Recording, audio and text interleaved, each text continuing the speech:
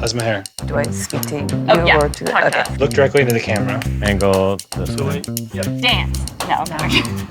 Seduce them with my eyes. Yeah. Hey there, I'm Nat. And I'm Lo. Earlier this summer, we made 2 videos about how 2 very different Google Doodles were created. If you're interested and you haven't seen them yet, the links are in the video description below. But before we filmed those, we asked what you wanted to know about the Google Doodles. You gave us a ton of questions, and here now are a bunch of doodlers with their answers to your questions. What inherent qualities do you all think makes for a good doodle? A good story. I think that's the heart of what we're trying to do. We want to inspire curiosity. We really want to kind of tickle different parts of the user's brains.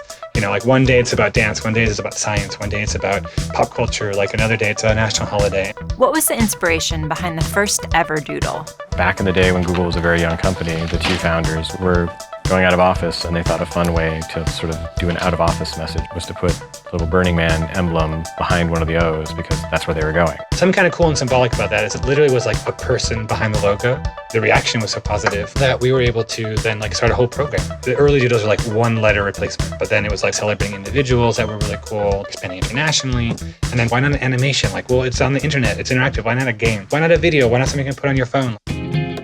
Are there debates on who/what will be featured?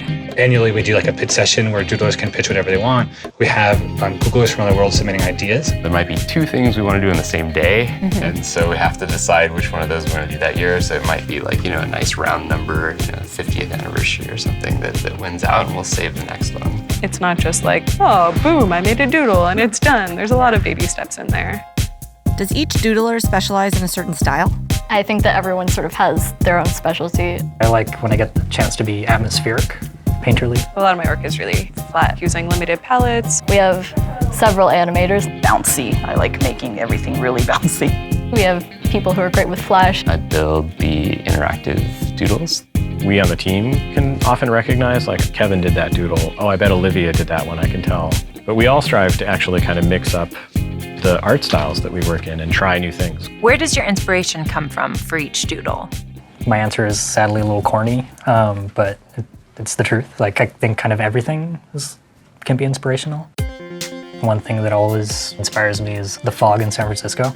I'm just like a huge fan of it. You need to find something to really connect with. So the first part of the job is immersing yourself in the topic. A lot of times our research starts with a Google search, to be totally honest. There's like a trove of stuff to be inspired by. For some movements, I'll act them out myself. So for her with that arm stretching, I would just once in a while just scoot back and then be like, yeah, how did that feel? If you can feel it in my muscle, I can draw it into her muscles. Does that sound weird? Yeah, that was a weird sentence. I'm watching you do it. Are there geographical restrictions to some doodles? We create local doodles. For, individual countries. So they're sending us all these events and people that you would otherwise never maybe discover on your own. Oh, this is like the quintessential Croatian poet. Or this is this holiday that we always celebrate. We go for a doodle that we think really represents something that's special and that could inspire that curiosity or maybe introduce something or someone into the sort of global conversation. What's the largest number of collaborators on a single doodle?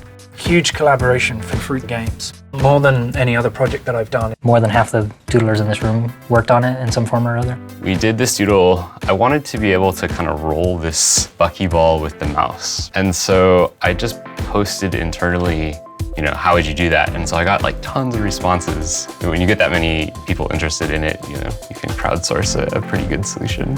What are some of the limitations that you find yourself dealing with? The biggest limitation is probably the canvas. It's the same canvas for every project. We work big, but we often forget that when it's the final thing, it's only 500 pixels wide. So it'll show up like that on the page. So I'm thinking it's not quite readable yet. I think for a creative endeavor, it actually helps to have some parameters. It does actually force us to be a little bit more creative.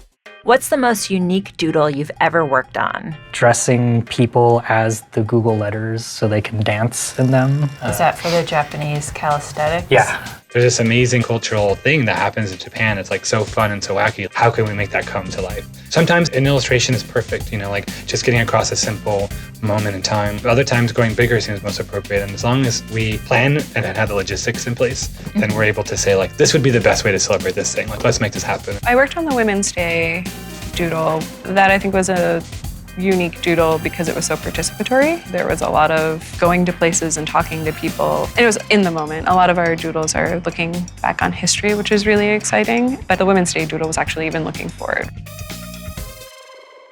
There's like a billion things we want to do that haven't done yet, and like part of our shtick is like you never know when we're going to strike.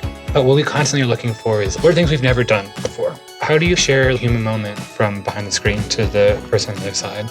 And there's really no shortage of ways you can do that.